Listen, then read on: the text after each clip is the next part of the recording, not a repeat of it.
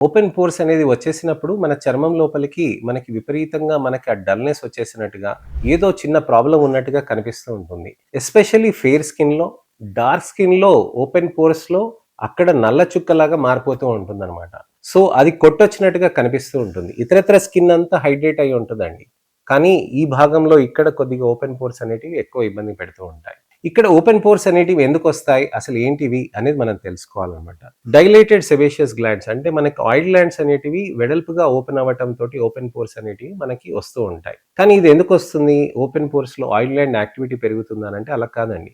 Open pores అనేటివి మనకొచ్చేది లోపలున్న collagen deficit తోటి వస్తూ ఉంటుంది. మనకి చర్మంలో పైన పొర, కింద పొర అంటాం కదండీ!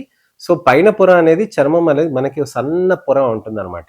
మన పేపర్ ఉంటుంది గదండీ! ఆ పేపర్‌లో 1,00,000 వంతు సైజ్ అది ఉంటుందనమాట పైన పొర. ఈ 1,00,000 వంతు సైజ్‌లో మనకి డర్మిస్ అనేది పెద్ద పొరలాగా ఉంటుందనమాట. అక్కడ కొల్లాజెన్ అనేది బాగా నిలబెడుతూ ఉంటుంది. ఈ కొల్లాజెన్ అనేది బాగా నిలబెడుతూ ఉండటానికని అక్కడ మనకి మంచి హైలురానిక్ యాసిడ్, అలానే కొల్లాజెన్, ఎలాస్టిన్ ఇలాంటి అనేక రకమైన కెమికల్స్ అక్కడుండి స్ట్రెంథెన్‌గా ఉంటుందనమాట.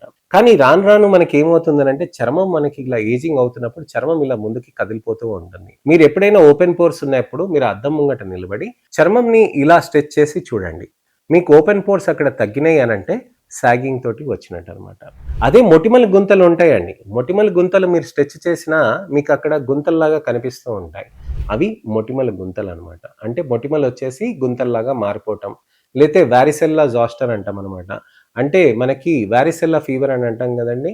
అమ్మవారు ఫీవర్ వచ్చిందని జెప్పేసి, ఆ అమ్మవారితోటి వచ్చిన దానికి గుంతలు గాని, ఇలా లేకపోతే దెబ్బలు తగలటం తోటి గాని ఆ గుంతలొస్తూ ఉంటాయి.